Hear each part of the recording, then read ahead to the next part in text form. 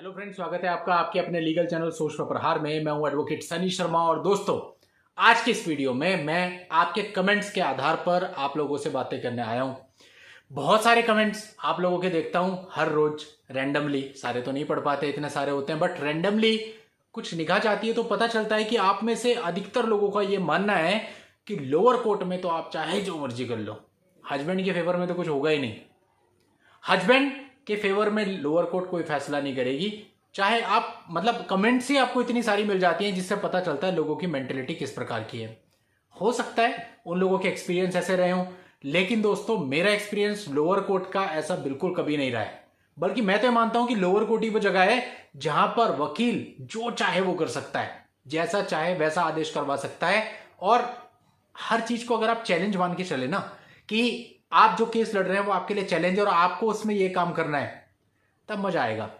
देखिए दोस्तों, जो लोअर कोर्ट होती है, लोअर कोर्ट के अंदर केवल आपके वकील साहब के जो आर्ग्यूमेंट्स हैं वो मैटर करते हैं। अगर उनके आर्ग्यूमेंट्स में दम है और वो कोर्ट को कन्विंस कर लेते हैं तो कोर्ट उनके पक्ष में जाती है। अब देखिए दोस्तों, ऐसा तो है नहीं कि हमारे पास सारे मुकदमे जो है लड़कों के ही होते हैं, सारे मुकदमे लड़कियों के ही होते हैं। कुछ मुकदमे लड़कों के भी होते हैं, कुछ मुकदमे लड़कियों के भी होते हैं। इसलिए हम लोग अच्छे से समझ सकते हैं कि भाई जो लड़की पक्ष से अगर आप वकील हो तो सामने वाले की स्ट्रेटेजी और मेंटेलिटी क्या होगी, और यदि आप लड़के पक्ष से वकील हो तो सामने वाले की मेंटेलिटी और स्ट्रेटेजी क्या होगी, उसके अकॉर्डिंग आपको बस काम करना है। और अगर आप काम करते हो तो लोअर कोर्ट आपके हक में भी फैसला देती है। तो सबसे पहले अपने दिमाग में से ये निकाल लीजिए जो बहुत कूट कूट के कई लोगों ने भर लिया है कि लोअर कोर्ट में कुछ नहीं होता। सब कुछ होता है दोस्तों, और जो नहीं होता ना उसको करने में मजा है आता है। बात करते हैं मेंटेनेंस की। जहां पर मेंटेनेंस की बात होती है वहां आप लोग कहते हैं कि मेंटेनेंस तो लगेगा ही, उसे आप कुछ भी करके रोक नहीं सकते। दोस्तों मैं सिर्फ ये कहना चाहता हूं कि जब कोई भी लड़की की तरफ से मेंटेनेंस का केस डाला जाता है तो उसे उस स्टेज पर आने में, जहां पर इंटरिम मेंटेनेंस बनता है, कम से कम 6-7 महीने मिनिमम लग जाते हैं। समनिंग होती है, उसके बाद अपीयरेंस लेता है आदमी, WS फाइल करता है, फिर सुप्रीम कोर्ट वाले जो एफिडेविट है वो फाइल करता है, उसके बाद आर्ग्यूमेंट होता है इंटरिम पे, उसके बाद बनता है। कई बार 6 महीने, कई बार 7 महीने, कई बार 1 साल का समय भी आपके पास इसमें होता है। तो 1 साल तक आप लोग क्या कर रहे हो? इंतजार कर रहे हो कि कब मेरे पे मेंटेनेंस बनेगा और फिर मैं कमेंट करूंगा कि भाई मेंटेनेंस बन जाता है तो कोई कुछ कर नहीं सकता। आपको जो करना है वो उससे पहले ही करना है। यानी मेंटेनेंस का केस अगर लड़की ने डाला है तो आपके पास 6, 7, 8, 10 महीने, 1 साल लगभग है। जब तक आपका मेंटेनेंस नहीं बंधेगा तब तक आप अपनी तरफ से एक्शन लो ना। आप अपनी तरफ से एक्शन क्यों नहीं लेते हैं? अपनी स्ट्रेटेजी के अनुसार ये होता है कि वो जो आपके पास समय है ना, उसी समय में उस मुकदमे की हवा निकाल दो। यानी कि उस स्टेज तक पहुंचने से पहले ही उनको उस स्टेज पे ले आओ कि वो आपसे कहें कि भैया इसको निपटा लेते हैं। और निपटाने का मतलब क्या होता है? वो खुद 125 का केस जो है वो विड्रॉ करेगी, क्योंकि उसको भी निपटाना है, आपको भी निपटाना है। अभी कल ही हमने एक मामला इसी तरह से निपटाया जिसमें कि लड़की ने 125 का केस अपना वापस लिया विदाउट एनी कॉस्ट, कोई मेंटेनेंस नहीं दी गई। अभी दोस्तों होता है क्या है कि जो भी क्लाइंट्स होते हैं वो अपनी पर्सनल जानकारियां जो होते हैं वो शेयर नहीं करना चाहते हैं इस तरह से पब्लिकली, इसलिए कई बार हम लोग नाम वगैरह नहीं बता सकते हैं। और मैं उनसे बात करूंगा, यदि वो अपना इंटरव्यू देने के लिए आपको तैयार हुए तो आपके लिए बहुत ही मोटिवेशनल होगा। यानी कि 2 साल मुकदमा चलने के बाद प्रयास किया गया पूरा 498 दर्ज करने का, वो भी नहीं हो पाया। मेंटेनेंस का केस दर्ज था, उसमें भी कुछ मेंटेनेंस नहीं हो पाया, और फाइनली विदाउट एनी कॉस्ट लड़की ने खुद से विड्रॉ कर लिया 125 का केस। और आज डाइवोर्स की म्यूचुअल बेस पर पिटीशन फाइल हुई है सेक्शन 13B में। यानी कुल मिला के लड़के ने लड़की को कुछ नहीं दिया, लेकिन उसका 125 का केस खत्म हो गया। 498A दर्ज नहीं हुआ। कैसे हो गया? और इससे पहले भी मैं आपके लिए एक वीडियो लेकर के आया था जिसमें मैंने बताया था कि लड़की ने 20 लाख रुपए की डिमांड करी और अपनी तरफ से 498A और DV वगैरह सब कुछ डाल दिया। लेकिन जब वापसी उसको जवाब दिया गया तो उसने 498A भी खुद वापस लिया, DV भी खुद वापस लिया, और उसके बाद कॉम्प्रोमाइज कर लिया, वो भी विदाउट एनी कॉस्ट। और उसके तो मैंने आपको ऑर्डर्स वगैरह भी दिखा दिए थे। बाद में उसमें कुछ टेक्निकल प्रॉब्लम आ गई थी वीडियो में, तो मैंने उसको प्राइवेट कर दिया था। लेकिन आप में से अधिकतर लोग उस वीडियो को देख चुके हैं क्योंकि उसमें 20-25 व्यू तब तक आ चुके थे। तो दोस्तों मेरा कहना यही है कि सबसे पहले ना अपनी नेगेटिव थॉट से बाहर आ जाओ कि कुछ हो नहीं सकता। सब कुछ हो सकता है। बस आपके दिमाग में यह होना चाहिए कि सब कुछ हो सकता है। अगर आपके दिमाग में पहले से ही कुछ नहीं हो सकता तो फिर कुछ नहीं हो सकता। बाहर निकलने का रास्ता तो एक ही है ना, 4 तो है नहीं भाई। लेना तो आपको लास्ट में डाइवोर्स ही पड़ेगा, चाहे आप कंटेस्टेड में लीजिए चाहे आप म्यूचुअल में लीजिए। हमारा तर्क सिर्फ इतना है कि हमें सामने वाली पार्टी को वहां पर कैसे लाना है कि वो म्यूचुअली आपको खुद डाइवोर्स दे दे, क्योंकि वो सबसे बेहतर है, आप भी जानते हैं। और फिर आपकी शर्तों पर, यानी कि आपको उल्टा सीधा अमाउंट भी ना देना पड़े।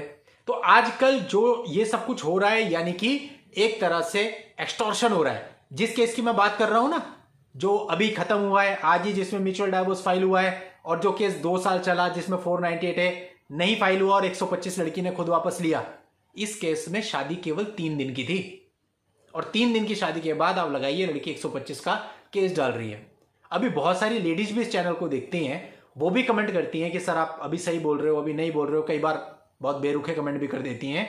तो वो लेडीज भी सोचिए इस बात को कि भाई ठीक है, जिसके साथ असल में प्रताड़ना है उसको पूरा राइट है 125 में जाने का, लेकिन क्या 3 दिन ससुराल में रह करके उसके बाद 125 का केस डाल करके 11-12 लाख रुपए की डिमांड करना कि इतना पैसा दीजिए तब मामला खत्म होगा, क्या न्यायोचित कही जा सकती है? क्या सही कही जा सकती है? क्या 3 दिन में सामने वाले ने इतना हैरेस उसको कर दिया होगा जितना कि पिटीशन में लिखा है? तो दोस्तों ये सारी चीजें हैं, और कोशिश करूंगा मैं उस पार्टी का इंटरव्यू आपके सामने लाने की, ताकि वो अपने मुंह से खुद बताए आपको कि उसके साथ में एक्चुअल में क्या हुआ, आज की स्टेज क्या है, ताकि आप लोगों को भी पता चले कि लोअर कोर्ट में भी सब कुछ होता है। अब दोस्तों 2 केस तो मैंने आपको बिल्कुल प्रैक्टिकली बता दिए। एक वो पहला वाला वीडियो था जो आप सभी लोगों ने लगभग देखा हुआ है, बाद में मैंने उसको प्राइवेट कर दिया था। दूसरा ये केस मैंने आपको बता दिया। दोस्तों अब जब इसका फाइनल जजमेंट आ जाएगा तो इसके जजमेंट पर भी मैं वीडियो बना दूंगा, प्लस आप लोगों के लिए उसका इंटरव्यू भी लेके आ जाऊंगा लड़के का, ताकि वो आपको खुद बता सके उसके साथ में क्या हुआ। ऐसे एक नहीं हजारों लड़के हैं जो कि 1-1, 2-2, 3-3 दिन की शादी के बाद 20-20, 25-25, 30-30 लाख देने के लिए उनको प्रताड़ित किया जा रहा है। और अभी वो बेचारे सोच रहे हैं कि हम दें तो कहां से दें, और हमने गुनाह ऐसा क्या कर दिया यार। 3 दिन पहले तो शादी हुई थी, सोचा था कि घर पे सब कुछ बढ़िया होगा, परिवार चलेगा, लेकिन ये क्या हो गया। दोस्तों ये वीडियो मैं मेल्स के लिए बना रहा हूं जो एक्चुअल में प्रताड़ित हैं, उन पर गलत आरोप लगाए गए हैं, उनके परिवार वालों को फंसा दिया गया है, उनका पूरा का पूरा परिवार प्रताड़ित है गलत मुकदमों से, गलत आरोपों से।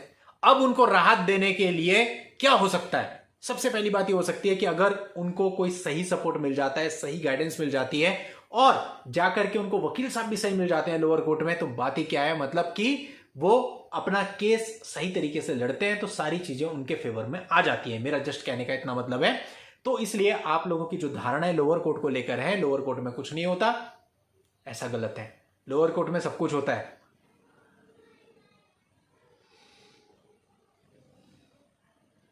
दोस्तों जब आप लोअर कोर्ट में जाते हो ना, तो आप यही सोच अपने साथ लेकर के जाते हो कि यहां पे होना कुछ नहीं है, इसलिए कुछ नहीं होता। भाई आप ये सोच लेकर के जाओ ना कि आप जा रहे हो तो आप कुछ ना कुछ करके आओगे, और जो कुछ भी करके आओगे वो सामने वाली पार्टी पर भारी ही होगा। दोस्तों मेंटेलिटी पे सब कुछ डिपेंड करता है। ऐसा तो है नहीं भाई कि कोई वकील है, अगर कोई बात कर रहा है तो उससे बड़ा कोई वकील नहीं होगा।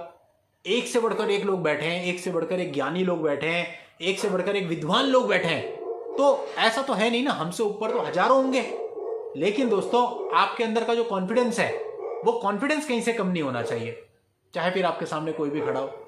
मेन बात ये होती है। तो इसलिए आप कहां घबराते हो? मैंने बहुत सारे लोगों को देखा है कि सामने वाली जो पार्टी का वकील है वो बहुत बड़ा है, बहुत नाम है उसका, या फिर वो किसी और तरीके से कहीं पे स्ट्रांगली कनेक्टेड है, तो आप उस चीज से घबराने लगते हो। ऐसा नहीं है, आपको लॉ के अकॉर्डिंग चलना है। आपको जो एडवोकेट अच्छे लगे आपने वो कर लिए, उनको जो अच्छे लगे वो कर लिए, दोनों एडवोकेट्स अपना काम करेंगे। लेकिन आप इस बात से क्यों घबराते हो कि सामने वाली पार्टी के एडवोकेट का नाम बहुत बड़ा है? भाई कोई भी हो, देखिए सबको एक लॉ के दायरे के अंदर ही काम करना होता है। तो दोस्तों जब भी किसी के साथ ऐसा होता है कि उसके सारे मुकदमे खत्म हो जाते हैं और उसका म्यूचुअल डाइवोर्स हो जाता है और वो वर्षों से प्रताड़ित होता है, उसके बाद ये रेमेडी उसको मिलती है, तो उसके लिए कितनी बड़ी खुशी की बात होती है, ये केवल वही समझ सकता है। अब दोस्तों बहुत सारे मामले ऐसे होते हैं जहां पर हम घर बसा देते हैं, बसाने की संभावना होती है, उसके बाद अगर कुछ ऐसा अच्छा होता है तो कम्युनिटी पोस्ट में भी डाल देते हैं कि भाई देखो घर बस भी सकता है। अब जब किसी का डाइवोर्स होता है तो हम ये भी नहीं डाल सकते देखो हमने डाइवोर्स करवा दिया, क्योंकि हम जिस एंगल से कहेंगे ये तो वही आदमी समझ सकता है जिसका एक्चुअल में डाइवोर्स हुआ है, कि उसे कितनी खुशी हुई है। इतने समय से वो प्रताड़ित था, फंसा हुआ था, मुकदमे चल रहे थे, घर वाले परेशान थे, खुद परेशान था, नौकरी नहीं कर पा रहा था, टेंशन थी, डिप्रेशन था, एंग्जाइटी थी, कितनी सारी चीजें थी, सब चीजों से बाहर आ गया एक झटके में। कितनी खुशी उसके मन में होगी, वो केवल वही जान सकता है, वही समझ सकता है, कोई और नहीं। लेकिन दोस्तों आप में से बहुत सारे लोग, अधिकतर लोग जो भी चैनल से जुड़े हैं, सभी इसी प्रकार की समस्याओं से पीड़ित हैं, इसलिए आप लोग जरूर समझ सकते हैं। तो इसलिए दोस्तों इस प्रकार की सक्सेस स्टोरीज जो भी होंगी, कभी भी होंगी हमारे द्वारा, वो मैं आपके सामने लाता रहूंगा, और उस पूरी स्टोरी के पीछे क्या स्ट्रेटेजी रही है कोशिश करूंगा वो भी आपको बताने की, ताकि आप लोग भी अपने अपने केस में वही स्ट्रेटेजी अपना सको, उसी तरह से चल सको ताकि आपको भी रास्ता मिल सके, आपको भी जल्द से जल्द न्याय मिल सके, आप भी अपने मामलों को निपटा करके शांतिपूर्वक अपने घर पे विराजमान होकर के टीवी देख करके उसका आनंद लीजिए, मूवीज का आनंद लीजिए और अपनी जिंदगी को अच्छे तरीके से, आनंदमय तरीके से जिए, बिताएं। दोस्तों, आज की इस वीडियो में बस इतना सा ही। नेक्स्ट वीडियो में नई लीगल जानकारी के साथ मैं आपसे फिर मिलूंगा। तब तक के लिए goodbye and thank you for watching. Take care.